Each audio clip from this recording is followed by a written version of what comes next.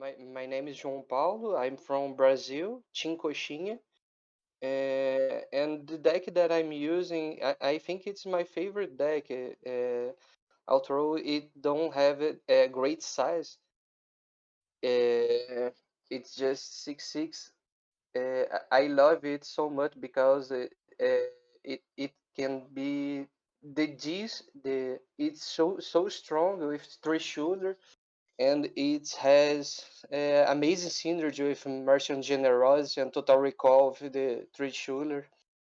Uh, the match is not going to be easy because the deck of my opponent has a insane Saurus, but I think it will be a great match.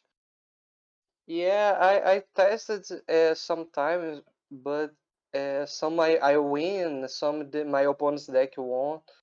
I think it depends a lot of the start hand and how great will be my generosity.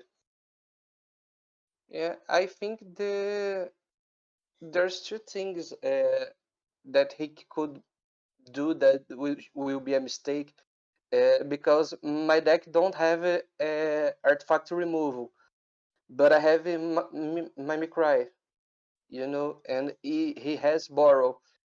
If he put too much amber in its Sauron's artifact instead of use of its own pool, I can stole his artifact with his Borrow, and that would be great for me. And it's not a map that my artifacts will be so important. So I would discard them all. I think unless he used borrow at the start of the game with no target, I will discard all my artifacts. I think that's the only thing. So my name is Will. I am the blue player this time for the Sloppy Labwork team. Um, Sloppy Labwork came out of two friends who played out of uh, the local New York City group, as well as Justin, who is Seb's brother. And we've been playing in these KOTE tournaments for the past three, I believe. Yeah, this is Code 8, and we started playing back, I want to say, Code 5. It's been a nice way to spend the pandemic, is getting to play with some friends, despite not getting to play with the local scene. Yeah, so I went with something that is a little bit more comfortable for my particular play style, something that has a reasonable amount of amber control. I do enjoy playing shadows when I get the opportunity, um, and I really enjoyed the Sarin in this deck one specifically. Yeah, I've gotten to play through a few practice games. I really love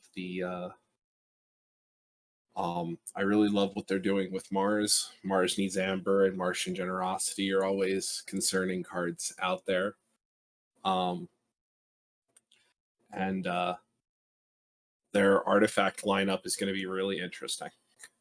Seeing if they can get the Shard of Hate and the Shard of Life online, because that could do a lot of work for them.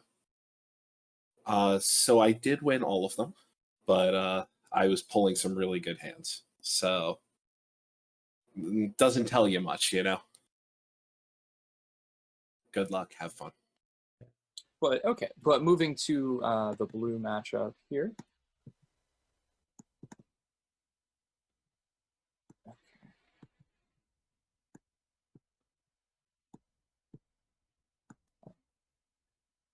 And I'll let Woody start us off with the Team Sloppy Labwork deck. All right, the Wounding Khan of Junk Dorm, which is one of those Keyforge names, right? And it's just like Junk Dorm. Okay, this is interesting. If there was ever a deck that you could say was a Shrix deck, this is it. It just is. Double Monument, triple Citizen. So I have to remind myself the Monument to Shrix ability. Move one from your pool to Monument to Shrix. If Shrix is in your discard, move one from any player's pool. Okay, well, that's not bad. It's not horrible.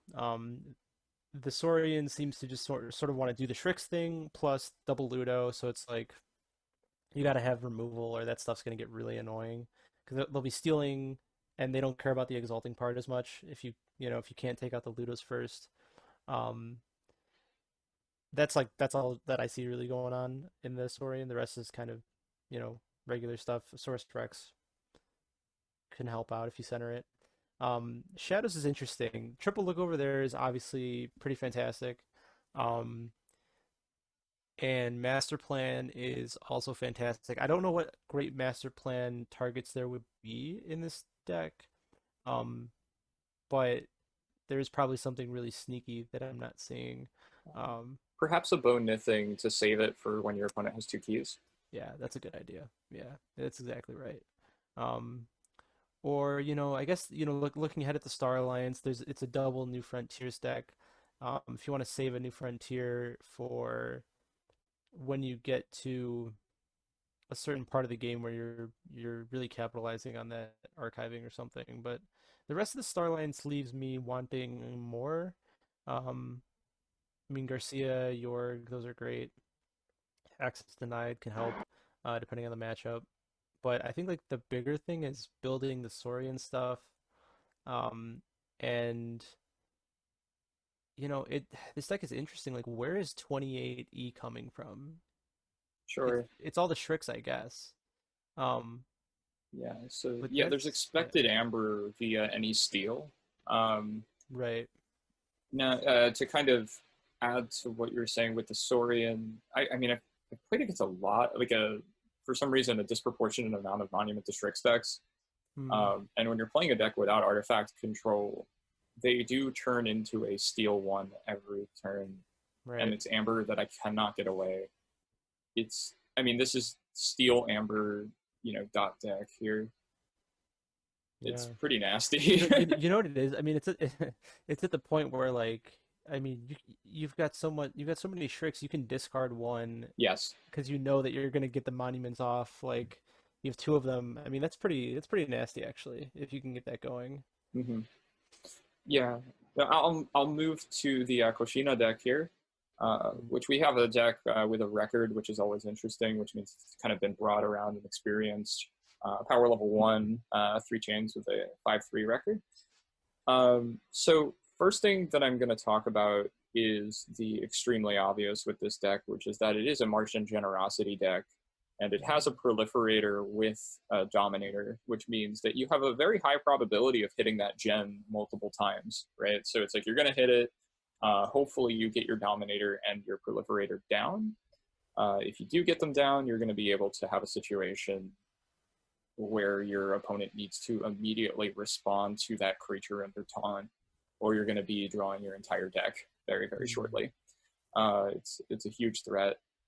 Double Mars Needs Amber is always fantastic, especially when you have ways to splash damage. So in this deck, that comes in the form of the Untamed with a double Persistence Hunting. You've also got, so the double Persistence Hunting is going to splash damage across your opponent's board, which you will then Mars Needs Amber back from them. It's a huge Amber play.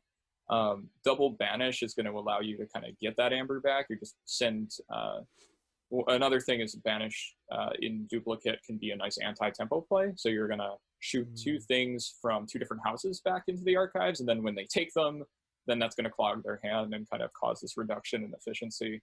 Very nasty, underrated card. Double Call the Week, we talked about that last time with 3 Fates, Unlock Gateway. If this deck doesn't want your creatures to live with the disc, it's going to have many, many ways of just creature removal, which is so fantastic.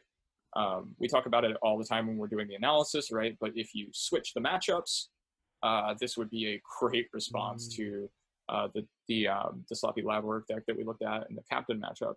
Right. So double Persistent Hunting is also going to give you the splashing damage in Untamed. So you've got 2 ways. You've got 4 cards that splash damage, and then a way to cash in on that. So long story short, you're going to have that threat of the massive Martian Generosity play with the Total Recall, and then you've got ways of splashing damage, which is just going to work together really nicely. And then the Dis is going to clean up those creatures.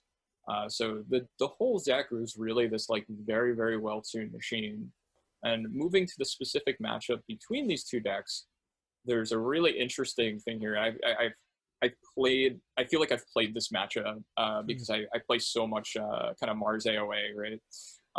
And when you have this double Mars needs Amber, I need you to kind of build up your Amber pool, and I want you to have a good amount of creatures on board so that I can get you to zap away, so that I can zap away your Amber and put you in these difficult situations. Now, this is where the double Monument to Shrix comes in so big, because this is Amber that I just cannot take from you. Right. And it's going to make it so I have to take your checks so much lower than before. It is a massive amount of Amber security in this matchup, and I actually think that it is sort of the decider, because you have a low creature count in the Wounding Con, right, which is going to hurt me. Not super low, but 15 isn't what I'm after, right? And if I'm not having explosive generosity and total recall plays, your expected Amber and your speed is better. I am actually just super worried about not being able to control enough Amber, basically, with my Amber control plays. Yeah, I think that that's right. Because they're simply not going to. I mean, you're totally right. The double there everywhere with the double Mars needs Amber, it can be great. Um, it feels to me, knowing a lot of Mars needs Amber decks, like it's a little too slow to make that happen. Where they're just going to be playing Shrixes and stealing, and their Amber control is just going to happen so quickly. Yeah, and I'm trying to think. This is one thing that's really important to me in this matchup, right? Because I think my out, if I'm playing the Coxinha deck, is if I get a massive generosity play and I can loop it, we're talking about a situation that you probably can't respond to, right? Mm-hmm. I think that that's basically my only out. How many answers do you have to a proliferator under taunt? Right. And you've Well, got... there's a couple. There's a couple of options there.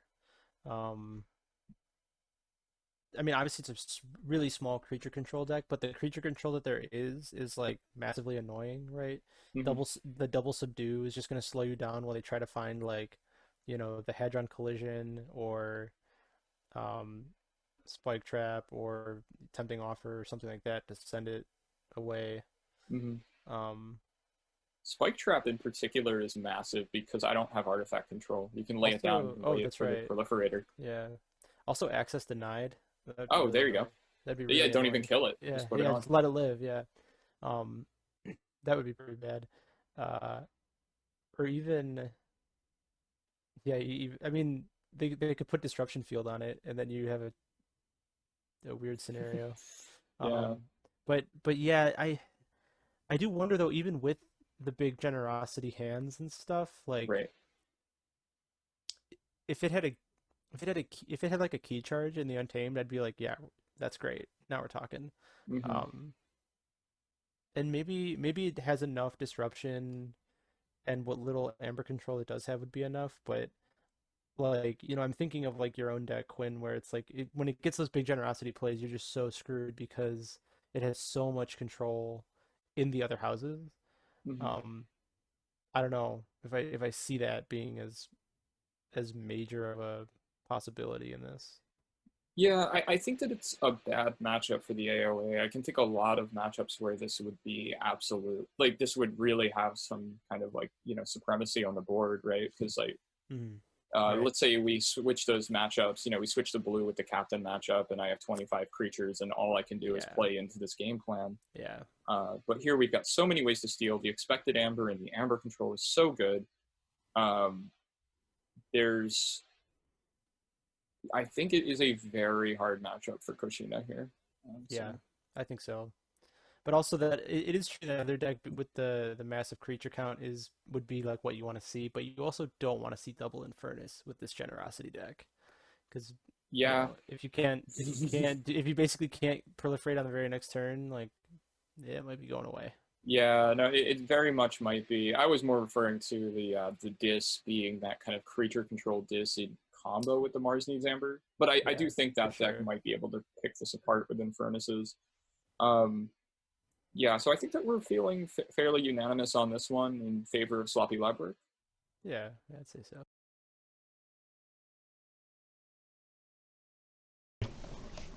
Right. Sorry about that. So this is a game where I got invited a little bit later than I started, but a turn 1 Tesla was a very strong start, but a turn 1 Hedron Collision is even better. Oh. Now see, JCP Lima has got the Mimicry that he did say was going to be the linchpin of his plan to deal with those monuments to Strix, so that's a very good start. However, there's the borrow that he needs to get, but triple Strix could be a huge issue here. Jesus. I've never seen 3 of those together. I've got a deck with 3 of them in, but it's only got 1 monument, which makes me sad. There's Shard of Hate, there's Mars Needs Amber, there's Dominator, excellently done. The plays Blasting Shield, it's gonna be a double fight here. Yeah. Passes the shielding over so both creatures to survive, but the problem is that it's played right into Mars Needs Amber, which means JCP Lima just goes Mars, Reaps. Yeah. Do you even go for the Reap? You go for the fight to get the Amber? I don't need to go. I see what you mean. I would use it as a saving plan. I'd reap. Discards the Shard, doesn't want to give any borrow targets. Makes sense. Though. Well, does it though? Because if your plan to deal with the Monument to Strixes is to copy the borrow with Mimicry, you want to bait the borrow out. You want to present potential targets rather than forcing Funky Monkey to hold it as a chain. That is true. That is true. So there's the massive steal. We see a 3 Amber Swing plus a Saurus Rex in the middle. We see a Banish on the Crewman York. And we see a Color Week leaving Saurus Rex in the middle. That's a very risky play. There's an unlock gateway, but unfortunately, Funky Monkey has pulled the Ludo. So use it, exalt Saurus Rex to pull the second monument string, plays both monuments, plays the Ludo, plays the Gallop, and goes, cool, board wipe if you want, but I'm going to steal 2 of your Amber. So steals 2 Amber, and there's no way to get rid of Ludo here. The unlock gateway is going to do nothing. Shula is going to steal him back. You could wait a turn to deal with the Ludo, but no, drops the unlock gateway straight away. All that Amber just goes back to the common supply. But there's Martian Generosity ready to go. That's what I needed. That's 12 cards that could be coming next turn. 8 now. Oh no, Yeah. sorry, 10 now. Sorry. Yeah. 10, yeah. There we. 10 Well, that's. cards only draws 2 Mars cards. But look at that Untamed. There's a huge Untamed, but there's a full moon with only 2 creatures though. Yeah. But we're also seeing the double look over there, old Bruno and Borrow ready in hand. Again, if you're JCP Lima, you want to bait out that Borrow, you want to have cards coming down. Goes 3 Fates, very interesting. Self-board wipes, then adds the then calls the weeks, adds the chains. But to try and slow Funky Monkey down. But Funky Monkey well on his way to his second game. I'm fairly sure JPC Lima's going to do Untamed next turn. Discards both his creatures and then uses the Strixes to basically steal from his opponent. I'm pretty sure Funky Monkey's going Shadows next turn. Yeah. Fairly sure. Play 1, play 2, Persistent Hunt everywhere. You just slam it all down. You want to slam the Shadow Life here. You want to get that down. You want to bait out. You want to bait out that Borrow because the monuments have now got Amber in them. But no, he doesn't want to. He doesn't want it. Discards it again. I feel like that's the wrong play. I really do. Shula can be very strong here, but especially with the banish. Look over there, steals 1. Look over there with a damage pip, which gets rid of Growth Keeper and then steals another 1. Old Bruno takes him down to 3. Spike Trap's going to be strong, and the Borrow stays in hand. He knows what he's doing. Both players have identified their win and loss condition here, and it is that Borrow. Plays Exterminate after the Beam Buckler, which means that on check, but the check doesn't matter. Steals 2. That's all he needs to do. Goes untamed. Plays Tancer Dylan. Plays them everywhere. Reaps with the. And Funky Monkey Monk goes, I don't need to do anything other than go untamed. Other than go Saurian and then steal 2, keeping you off the first key and ensuring my third key because you have no artifact control. It is an underhanded play, but a fair play. Very effective. Very effective play. Alright, that's 1-1. Let's see what the decider comes up like.